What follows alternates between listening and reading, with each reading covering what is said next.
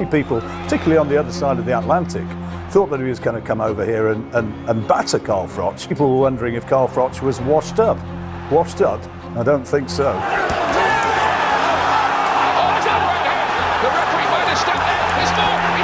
Gentleman, warrior, tough man he is. I've hit him numerous occasions. Of all the fighters you faced for a world title, who do you respect the least? George Groves. He's had a lot to say. It's been quite embarrassing, to be honest. It's been cringy listening to it. Ridiculous, that's all I can say. Embarrassing. Pathetic. What's pathetic? You are. You're in a world of trouble and you're going to learn some respect. It's been a pleasure talking to you. Yeah, pleasure to you too, mate. You do. We can all pull about. Pull about. Have a little pull and a push. Don't call me boy. I'm 11 years older than you. Have some respect. It really does. Groves is in trouble. He's taken another one and another. And Howard Foster has stopped it. That is going to be controversial. Rivalry.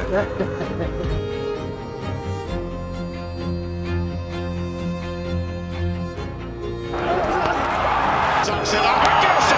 Wow! Right hand has destroyed Groves.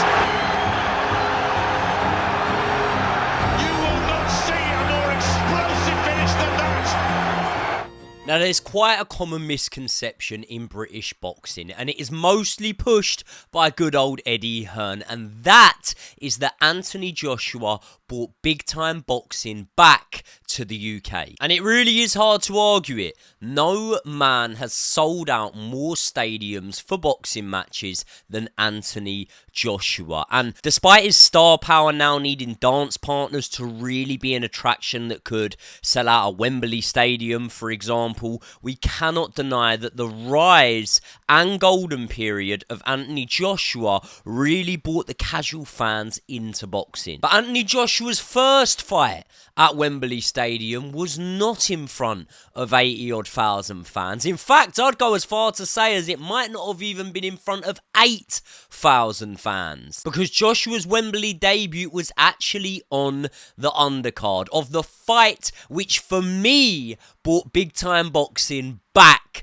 to the UK, which was, of course, Carl Froch against George Groves in their rematch in front of 80,000 fans. And that right hand landed on the jaw section of his cranium in front of 80,000 people and rendered him unconscious. You know, the young kids coming through, there was like 11, 12 years old when I chinned Groves at Wembley in front of 80,000 fans. My last fight before I knocked out George Groves at Wembley Stadium in front of 80,000 fans. Did you know how many people I boxed in front of at Wembley Stadium? Do you know how many people were there? Yeah? 80,000? 80,000. Yep, Carl, I just said it. You didn't need to carry on, you know, let me do the talking for this one. Now, it's not to say that there hadn't been stadium fights before. Of course, you had the likes of Ricky Hatton doing something similar, but it was this one, for me, that really helped push the trend of stadium fights in UK boxing, as well as the amount of personalities and characters that you had in the UK scene knocking about around this time. And some of the younger viewers might not realise how much drama, excitement, shocking moments the career of Carl Froch produced, and some of you older viewers might just want to take a trip down memory lane. And some of you might even just know this guy as the fella from Froch on Fighting, one of the best boxing YouTube channels in the game, if I may say so myself. I was doing a dance show with my missus. I don't know if you saw that. Stepping out. Stepping out, yeah. Me and Rachel did a bit of cha-cha-cha. Bit of Bangra. But unlike the likes of Jake Paul, this man did not go from YouTube to boxing. This is a man who ironically went from boxing to YouTube, and in doing so showed us, the boxing fans, so many more layers of his personality and funny character that weren't actually really on show during his boxing career. But if that would make you think that his career didn't serve up excitement, then you would be very, very wrong. So in today's video, let's take a trip down memory lane and recap the career of Carl the Cobra Froch, one of Britain's best ever world champions. Carl Froch had his first amateur fight at around 10 years old, and in his younger days very much flirted with the sport, even taking a couple of years away. And I remember hearing him say that during his amateur career he was an absolute bag of nerves. Now this would be surprising for many when we look back on how Carl Froch actually fought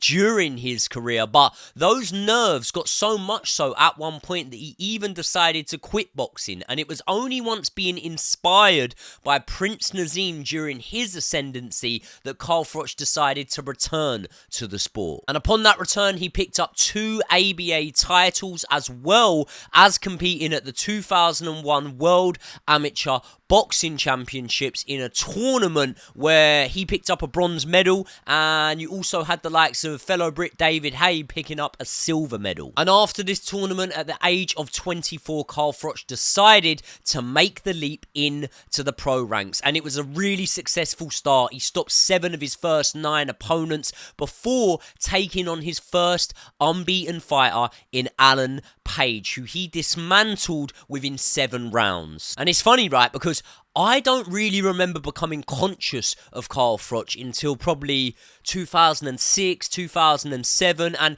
in doing my research for this video, it's very hard to find a lot of footage from Carl Froch's early fights, whereas when you look to David Haye's career, for example, Amir Khan's career, for example, you can find pretty much all of their early fights, and it sort of led me to a conclusion that maybe people didn't really assume that Carl Froch was going to go on to achieve what he actually did, and therefore there weren't so many eyeballs on him starting out as opposed to the likes of David Haye and Amir Khan, who I just mentioned. Now in 2004, Carl Froch won the British super middleweight title when he stopped Damon Haig, who did have 3 losses to his name, but he was a man who had avenged all 3 of those losses. Yet Carl Froch made easy work of the more experienced Haig, stopping him in the first round after dropping him 3 times with a couple of lovely right hands while boxing out of that low-handed style that was said to be inspired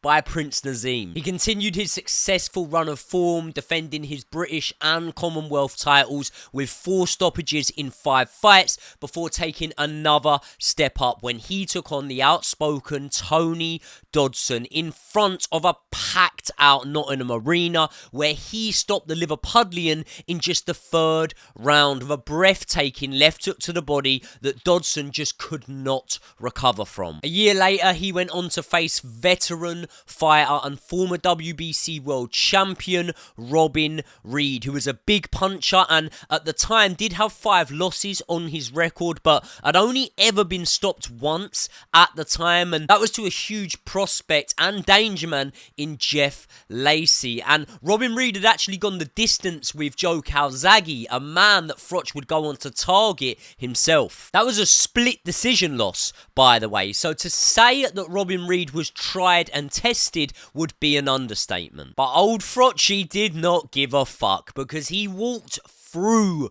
Robin Reed, beating up his opponent, and in the process managing to stop him quicker than Jeff Lacey did. And immediately after that fight, he got on the microphone to call out Joe Calzaghe. I consider myself world class now. I'm number 1 with the WBC. I'm on Joe Calzaghe's tail at the minute. I want to get a fight with him. That's a big fight for me. I mean, I've even made it public. I'm prepared to step up to light heavyweight to take that fight with Calzaghe. And the Calzaghe fight was definitely one that the British public would have wanted to see, but at the same time, Calzaghe was nearing the end of his career. He only actually had 2 more fights after this day, and I can kind of see where Joe Calzaghe was coming from, you know. Like, Carl Froch was obviously a real worthy contender at that time, but in all honesty, he hadn't really beat anyone of significant note. He hadn't boxed for a world title, and the big money paydays that Joe Calzaghe needed to secure would have been at the weight division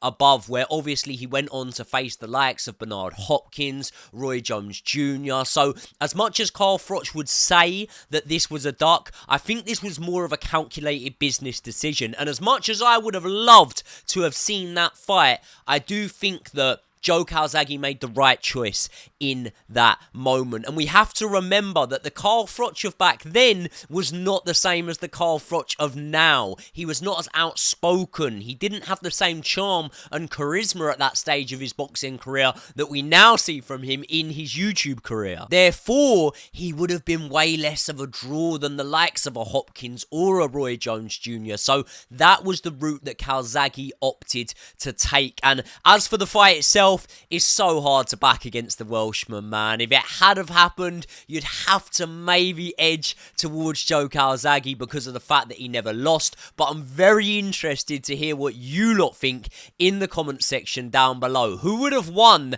at that time if Carl Froch had have gone in to a Joe Calzaghe fight when he was actually mandatory for Joe Calzaghe's title? Either way, Calzaghe vacating that WBC super middleweight title for me was a blessing in disguise for Carl Froch, because this is where the run truly begun. The run that saw Carl Froch cement his name into British boxing royalty. First up was the clash between himself and unbeaten at the time John Pascal, which took place at the Nottingham Arena in front of a packed out crowd. And on a side note, there was a young heavyweight who made his debut on this undercard called Tyson Fury. And in the main event world title clash, Froch came out of the blocks firing in this one, and it even looked like he hurt John Pascal early on, forcing the American to tuck up and ride the storm. And ride the storm he did, because Pascal helped produce an absolute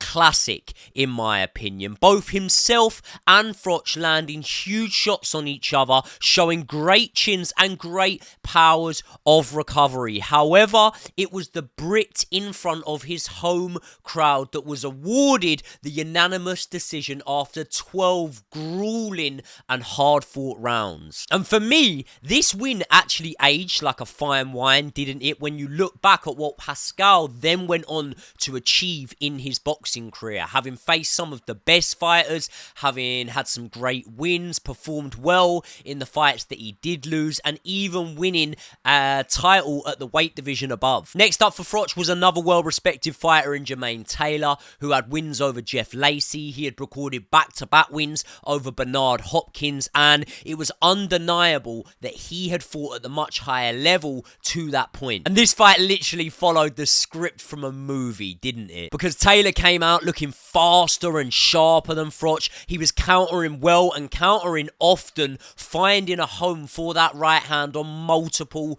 occasions. And in the third round, it looked like Froch could well be on his way to suffering the first loss of his career. He was wobbled badly twice before finally being put on his ass for the first time in his career, and in doing so, this is when the public truly found out just who Carl Froch was. Because not only did Froch get up, he got up to fight rather than to survive. And in doing so, Froch did such a good job of working his way back into the fight, winning rounds, making it more competitive. Even though Taylor was still having success, Carl Froch managed to gain his respect. However, going into the last round, I think it was clear to everyone watching and to Carl Froch himself that in order to win this fight, Carl Froch would need a stoppage in this last round against Jermaine Taylor.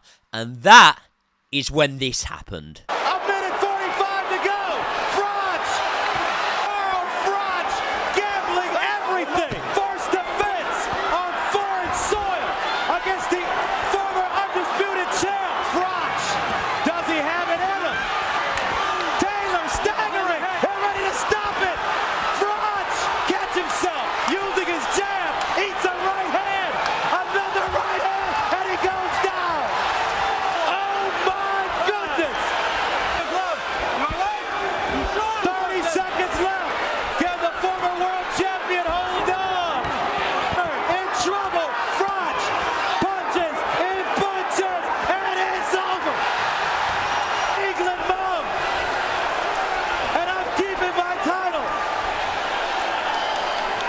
Now, this moment really did propel Carl Froch not only from the British stage, but to the world stage, having gone over to America, beaten an American in his backyard and therefore propelled himself as one of the biggest names in the super middleweight division and ticked so many boxes along the way. Then came the Super 6 World Boxing Classic, which was a tournament that at the time was like no other, where each boxer could potentially have up to 6 fights, with 3 group stage fights, and then the highest sort of ranked opponents, contenders in those group stages would then face off in the knockout rounds. First up for Froch was 18-0 Andre Dirrell. And in this fight, I think it was the first time that we saw the exact type of style that could really give Carl Froch problems. Someone with superior hand speed, a good chin, and the ability to set a pace and maintain that pace. I remember watching this fight and really wanting Carl Froch to win, but at the same time as that,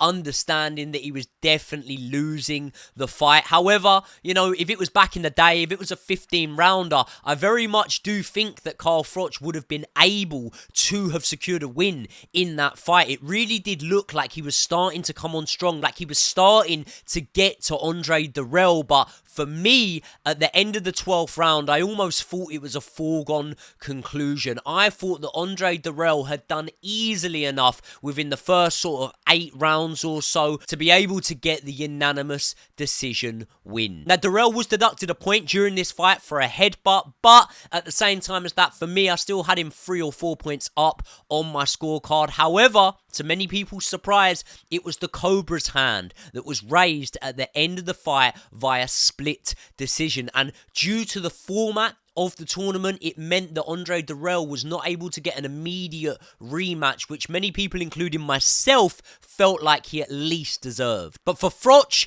it was on to Mikkel Kessler, and this was a rivalry that produced a couple of classic fights. Now, despite being a year older than the Dane, Mikkel Kessler was definitely the more experienced man out of the two, with only 2 losses on his record, one of those coming to Joe Calzaghe and the other coming to a man that we know went on to be a pound for pounder in Andre Ward. And I really remember feeling like something just didn't look right with Froch in this one. He was way more hesitant early on than we had normally seen him, and in that first half of the fight, when he would land a big shot, whereas he would usually jump on his opponent at that moment, he looked reluctant to do so. His timing was just really off on the night, and when he would try to impose his sort of unusual but actually very effective tactics where he would leap in with those hooks, Mikkel Kessler was just able to time him and pick him off a little bit too easily. Now, Froch did come on strong down the stretch, as we were beginning to learn he always would,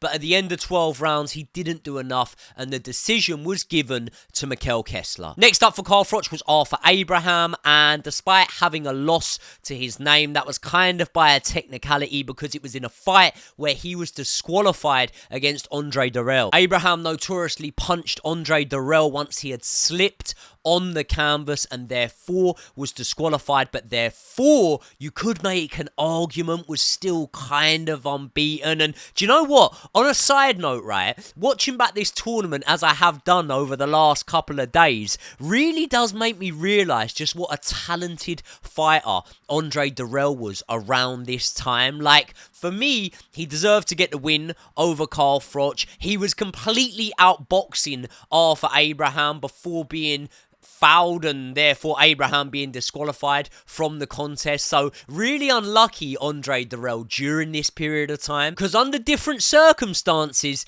you could well have seen an Andre Dirrell against Andre Ward final, and what a fight that would have been. But either way, when I describe the type of fighter that can be a nightmare for Carl Froch, I think that Arthur Abraham is actually the complete opposite, because the type of fighter that gives Froch a hard night's work at the office is a sharp shooter, quick hands, quick feet, and a good chin. And you could say that Arthur Abraham had good feet. He definitely didn't really have quick hands, and he did have a good chin, but Carl Froch completely dominated Arthur Abraham in this fight, and he did so giving different looks, sometimes outboxing the German and sometimes outfighting the German. And in doing so, he secured himself himself a unanimous decision win. Next up was veteran fighter Glenn Johnson, who had been drafted into the tournament at late notice, and this one was actually a really interesting fight, because being 10 years older than Carl Froch, having 14 losses on his record, you would look at that and assume that Glenn Johnson should just be a walk in the park for Carl Froch. But despite Froch starting really well, Carl Froch did have to weather a late storm, and in uncharacteristic fashion, it wasn't Carl Froch who came on strong late on in this contest. It was actually Glenn Johnson, landing some lovely right hands, and in the process of doing so, showing us once again just what a granite chin the Cobra had. But as I say, for me, Froch definitely did do enough in that fight to get the win, and despite at the end of it being a majority decision win with one judge scoring it a draw, watching it back, I feel like it should have been a unanimous decision win, maybe a 115, 113 in Carl Froch's favour. And I mentioned the fact that Glenn Johnson had had 15 losses, but he had only ever been stopped once in those 15 losses, and that was against the legendary Bernard Hopkins. So this was a fight that showed that records can be deceiving, you know, and when we look on the plus side, Froch passed the chin check as he had plenty of times before, and also gained valuable experience off such an experienced opponent, and he would have needed to gain that experience, because next up was the final against Andre Ward. And by the way, it's easy to look back in hindsight and to be able to understand what a tough test this would be for Froch against Andre Ward, but I actually had a little look in to the betting odds at the start of the tournament before a punch was thrown, and Skybet had Mikkel Kessler as the favourite in this tournament at 9-4, followed by Carl Froch at 5-2, and Andre Ward was all the way down at 10-1 to win this tournament. So to say that this tournament really was the making of the American Andre Ward would be a complete understatement. And I think that this fight in particular showed us that there's being world class, which Carl Froch definitely was at the time of this fight, and then there is being elite, which is exactly what Andre Ward was on his way to being. His defense was almost impeccable, and I found it hard to give Froch many rounds in this fight, despite the judges' scorecards being close come the end of it. Although what I didn't find it hard to do was to give Carl Froch immense respect, because it takes a huge set of bollocks to be able to realise during a fight that you're in there with a man who, let's be honest, is far superior to you. He's got better IQ than you, faster hands, faster feet, and he's actually outboxing you for large portions of the fight, which is something that Carl Froch was not used to. And in doing so, Carl Froch was still willing to commit, to dive in, to come forward, and to try as hard as he could to the final bell to pull off a win in this fight. He never stopped trying and always had that belief that he could pull something out of the bag, as he did against Jermaine Taylor, but at the end of the fight, he wasn't able to do that, and the unanimous decision win was rightly so given to the winner of the tournament in Andre Ward. And it was at this point that Carl Froch actually started to contemplate retirement. He was nearing the age of 35. He had taken a lot of punishment in this tournament. You know, he had won somewhat of a dodgy decision against Andre Durrell. He had been outpointed by Mikkel Kessler, tasting his first few couple of losses in this tournament, and maybe at this point, having won 2 world titles, he could sail off into the sunset, happy with what he had achieved and the legacy that he had left behind in boxing. But then came an opportunity that was just as lucrative as it was dangerous, because this tournament was billed as the best super middleweights in the world taking on each other at the time it was announced. However,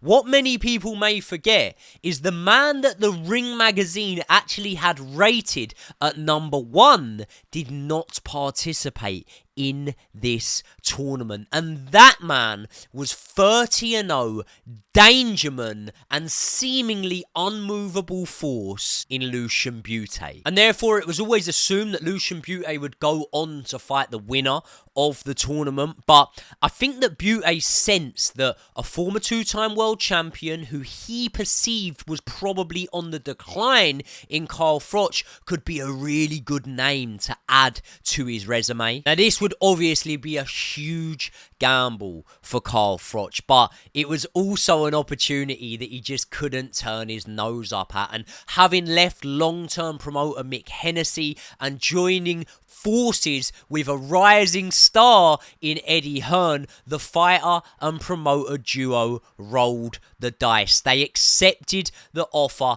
and they agreed to fight with Lucian Butte for the IBF world title. Being a Romanian native who mostly boxed out of Canada, Butte would have understood that the money for this fight would be in the UK. So he actually decided that it would be a good idea to come over and to fight Carl Froch in front of his home crowd in the Nottingham Arena. And I can only assume that he really felt like Carl Froch was on the slide here. Maybe he looked at Froch's fight against Andre Durrell and felt like the inability to perform to the level that Froch had done in the past was due to the fact of Durrell being a southpaw, as was Butte, rather than it being due to the fact that Andre Durrell was just really good with really good hand speed and boxing IQ and whatnot. But either way, this ended up being the classic case of cherry picking gone wrong. Because for me, Butte choosing to face Carl Froch in Nottingham will go down as one of the biggest misjudgments in boxing history. And that's because from round one, Froch absolutely battered the southpaw from pillar to post before brutally stopping him when the ref jumped in round 5. I mean, sort of, it was actually jumping in to give the champion a standing count, but clearly no one fucking told old Eddie Hearn, because he jumped up on the ring buckle like he had just won the fight. And you know what? Not to get all techie on you guys here, but there's actually calls for that to mean disqualification for his fighter, you know, but thankfully that didn't happen. Carl Froch won the fight and in doing so became the IBF world champion. And I couldn't be happier for Froch here, man. Against all odds, he pulled off the shock upset and picked up his 3rd world title. Now, with Froch back in the ascendancy and back in the position to be able to call shots, he knew exactly what he wanted to do, and that was to avenge his losses, starting off with a rematch against Mikkel Kessler. The Dane was on a 3-fight win streak, including his win over Carl Froch, and despite this time having to travel to the UK, Kessler would have been confident that he would have been able to pull off a similar victory as he did over Carl Froch the first time round. Now, despite the fight being set to take place in England, this one wasn't in Froch's hometown, or home venue I should say, at the Nottingham Arena, because now he had joined forces with Eddie Hearn, and Eddie Hearn really was bringing through a lot of stars in the UK boxing scene. They needed a venue double the size, and it was put on at the O2 Arena with a stacked undercard. A card so stacked that it featured multiple future world champions in the likes of Callum Smith, Tony Bellew, and one George Groves. Now remember that name, George Groves, because he may well end up popping up later on in this story. Now, Froch had really learnt from his mistakes during that first fight, and he opted to put the pedal to the metal early on, and when he did land big shots on Kessler, he would instantly follow up with a barrage of punches. I read that Froch threw over 1,000 punches in this fight, which is absolutely crazy, and this fight did exactly what it said on the tin. We got exactly what we expected, and that was an all-out war. But at the end of the 12 rounds, Froch's class was what shined through in this one, and he was given a unanimous decision victory. And after that victory, Froch's plans were obvious. He wanted to do what he had set out to do, which was to avenge his losses. He was halfway there, and next he needed to avenge the Andre Ward loss. However, Andre Ward at the time was tied up in some legal disputes, which actually meant he spent the best part of 2 years out of the ring and therefore was unable to fight, almost leaving Carl Froch at a bit of a loose end. And being the IBF world champion and knowing how stringent they are with their mandatory challengers, barring a unification clash, which is what the fight between himself and Andre Ward would have been, he was then forced to take on a mandatory challenger. And at the time of trying to make the fight, the next in line was Edwin Rodriguez, but he was already contracted to fight Andre Ward. So then you had to go down the queue once again, and there you had Southpaw sensation Thomas Oosthuizen, who obviously we all know and remember, of course, you know, some great memories from his career. I literally don't have any idea who that fella was. Does anyone remember him? I don't remember him. Either way, below him, you then had George Groves, a man who was completely unproven in comparison to Carl Froch at the time. However, this fight was still a bit tasty, in my opinion. There still was somewhat of an appetite to see this fight, and there was a couple of reasons why for that. Firstly, because George Groves did have good domestic wins over the likes of James DeGale and Paul Smith. Secondly, because George Groves had beaten Glenn Johnson in a lot more dominant fashion than Carl Froch was able to. And thirdly, because there was some underlying beef between the two. Now, Carl Froch had apparently dropped George Groves in a sparring session, and George Groves had then gone on to help Mikkel Kessler prepare to face Carl Froch. And Froch had taken offence to that. Froch felt that the Brit should not have been helping sharpen the tools, if you like, of the opponent that he was about to face. But at the same time, I can kind of see where George Groves was coming from. If you have an opportunity to go over and to learn and experience sharing rounds of a world-class fighter and multiple world champion in Mikkel Kessler, I do believe that you have to go and take that opportunity. Either way, the fight was made, and to say that these two didn't see eye to eye from the first meeting would be an absolute understatement. I'm just looking forward to doing the job on George Groves on Saturday night. He's had a lot to say. We've all heard what he's had to say. It's been quite embarrassing, to be honest. It's been cringy listening to it and reading some of his comments. I'm going to come out, I'm going to meet you, centre of the ring, first round, and I'm going to win the jab exchanges, and I'm going to hit you with 2 right hands. Just 2. Just to let you know, whenever I want, I can hit you with a right hand. My punching power, and George Groves has a lack of ability to be able to take a punch. He's going to come in the ring, run for his life, jab and grab, and try and get through it. He's not going to stand and fight. Ridiculous, that's all I can say. Embarrassing. What's pathetic. embarrassing? What's pathetic? You are. It's pathetic. Tell me. You've embarrassed yourself. You're in a world of trouble, and you're going to learn some respect. You're getting annihilated on Saturday night. Everybody knows it. I know it, and you know it. I can tell by you know it. You can see by the look in your eyes you know it. Have a good look at these belts, because it's as close as you're getting to them. Saturday night you're getting absolutely flattened. Absolutely brilliant. Eddie's a good friend of mine. He's my promoter. I've been straight to Eddie. Go straight to you then. What are you going to do about it? Are you done? What are you doing? Because this thing, enough. this thing Enough. is bad. See you later. Take care, man. See you later. If anyone's going to smell it, it'll be you, wouldn't it? Why are you getting loud now? Where are you going? What are you doing? Is there any chance of a handshake? No chance. It's painful listening to this chum. His chin won't stand up to your power. Can't, not won't. Can't. It can't stand up to it. It can't. So that's it. You just got to land one punch. Final message, Is that it, Carl, yeah? before You he haven't gets... looked at him at all. Is that it, Carl? You This just got to last land hour. one punch, I've yeah? not, no. Calm down, Carl. Put this chump asleep. We'll see.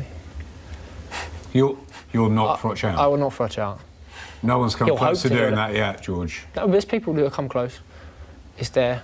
The blueprint has been written. Finding this tough, aren't you? Yeah, go on. That's me the question. You're going to cry. You're going to cry, aren't you? Don't cry.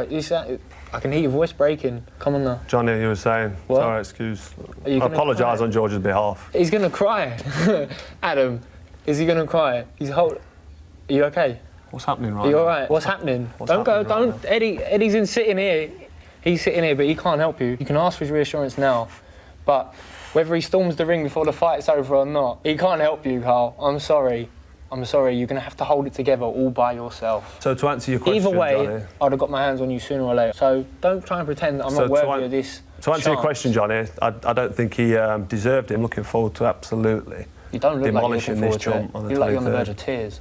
Now, it's mad, actually, looking at this clip from that ringside episode, and it really does show you just how vastly Carl Froch's personality has now changed. Like, the difference between Froch then and Froch now is just night and day. Like, you imagine Carl Froch now, right? If he got involved in this sort of style of media where he was about to approach a fight with an opponent, you could imagine that Froch would come at it with a bit of wit, a bit of humour, would actually enjoy this situation, whereas Carl Froch back at the time was just stiff as an ironing board in the media, wasn't he? Some might say that this came from a place of frustration from Carl Froch, where he was annoyed at the situation. He knew that he was coming towards the end of his career, and obviously he didn't see George Groves as a real threat and a real big name worthy fight like he could potentially go on and get elsewhere, and that he was almost having his hands tied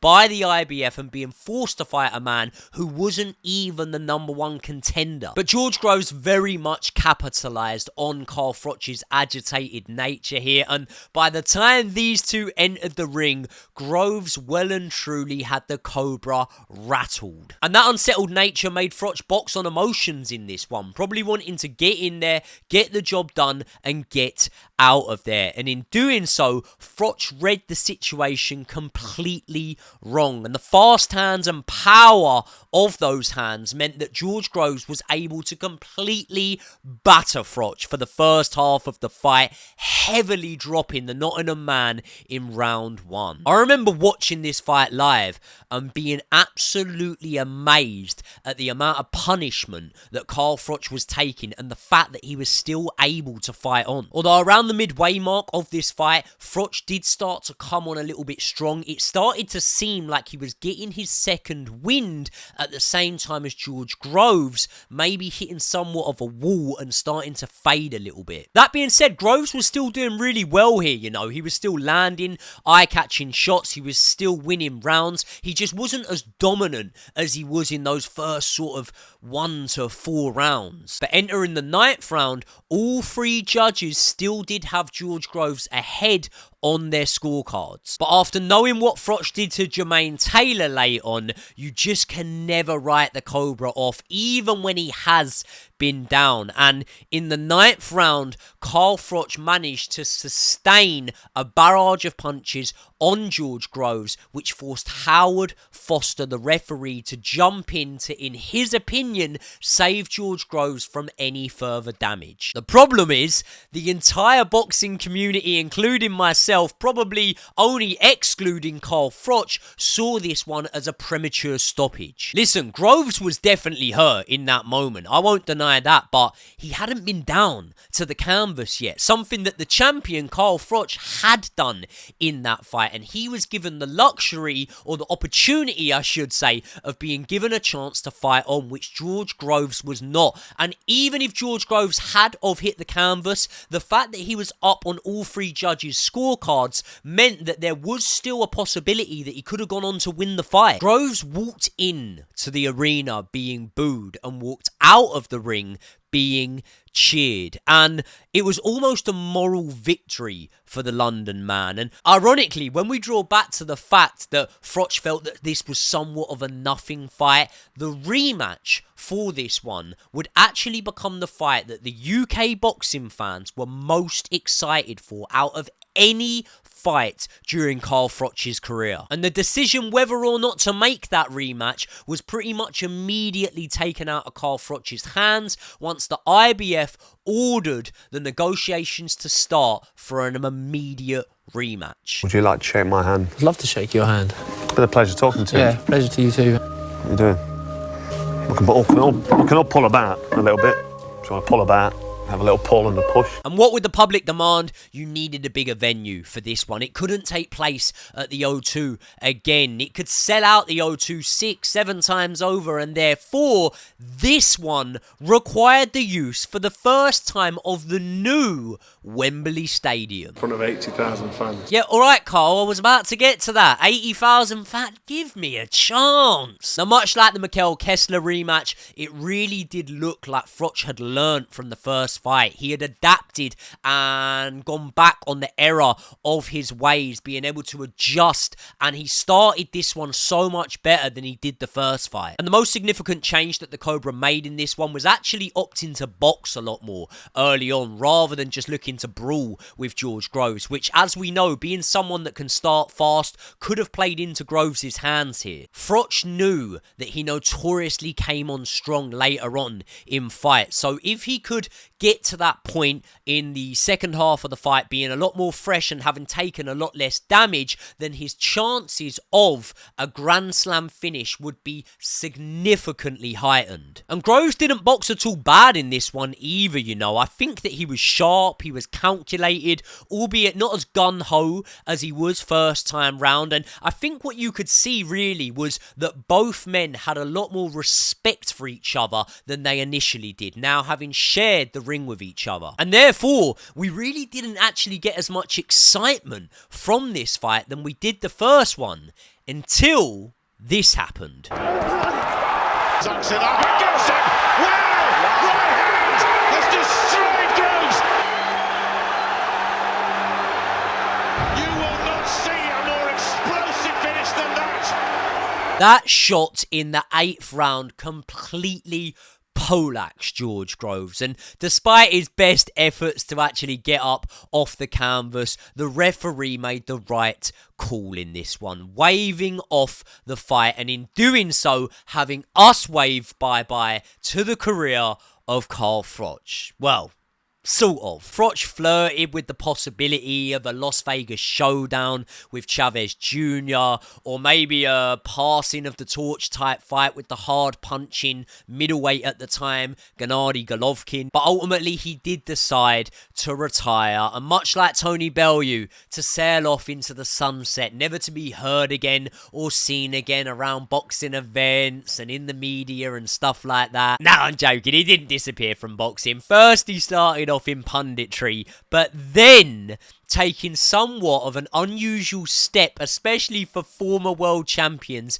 into the weird and wonderful world of YouTube. And upon doing so, we began to see a side of Carl Froch that I wish we had have seen during his boxing career. See, Froch did his talking in the ring, didn't he, right? But you can't help but feel like he could have been even more of a star if he had have been able to back up that exciting fighting style with this personality that we now see from him. And maybe this was a side of Carl Froch that he always had, but during competition his demeanour changed and it became a lot darker, and therefore that's why we never got to see it. But this version that we now see of Carl Froch, the funnier, the dry, wittier version, the version that is not scared to be controversial, is a side of Carl Froch that I absolutely love. And if you had said to me back then, like, what boxers will go on to be really good YouTubers, I'd have probably been a bit baffled that you'd even ask me the question, but I'd have said a lot more fighters before Carl Froch. David Haye maybe, James DeGale, Prince Nazim, I don't know, but Froch wouldn't have really been on my list. But Froch, in my opinion, has become the best out of all of them, and much like his boxing style, he has done so in pulling no punches. Oh, for fuck's sake, where do I start with this Nikisa gears? What is he, Jake Paul's manager? Fake Paul, fancy managing him and thinking he's something special. Listen, 12 world title fights back to back. Hall of Famer once boxed George Groves in front of 80,000 fans at Wembley Stadium. My first defence was Jermaine Taylor. This is the former undisputed middleweight champion. And you've only had 5 undisputed champions, I believe, in America. One of them was Jermaine Taylor, Bernard Hopkins, Terence Crawford, Jamel Charlo, and Devin Haney. Ask all of them fighters who Carl Froch is, and I'm sure they will absolutely tell you. They'll probably ram it down your throat. There's Carl Froch. What the fuck do you know about professional boxing? What did you make of Joe Cordina's comments about finding out on Instagram that his fight with Shakira Stevenson was cancelled? Shakur Stevenson, what a fighter, top fighter in America. Sorry, do you want me to do that again? No, you sound like Shakira. It was good. I quite like that name. Sounded good. Shakira. No, listen, Shakur Stevenson. First of all, the fact that Frank Smith's got nothing to say to him and Eddie Hearn's not even talking to him, it's absolutely disgusting. It's fucking wrong on every level. Should be ashamed of himself. I'm just pissed off, as you can probably tell in my voice. Eddie Hearn, sort your shit out. Should be ashamed of yourself. Joe Cordina deserves to be treated better. But until then, don't talk about me in the same league as you. I'm a 4-time world champion. 2 WBC titles there. You'll never ever have one of them. You're not good enough. You're not a professional fighter. You're a performing clown. And you are stupid enough to take a fight with me.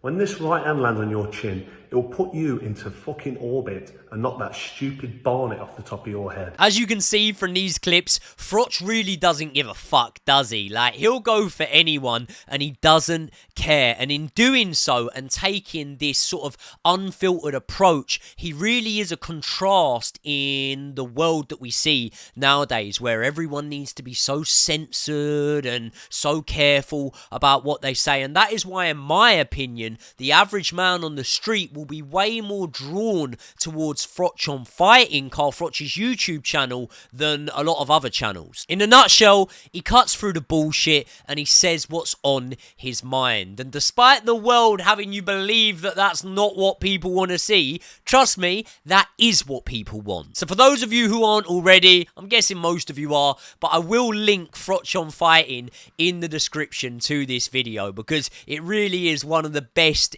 boxing YouTube channels in the game. But as for today's video, that is all we have time for. Please, please, please, people, I'm working really hard on these.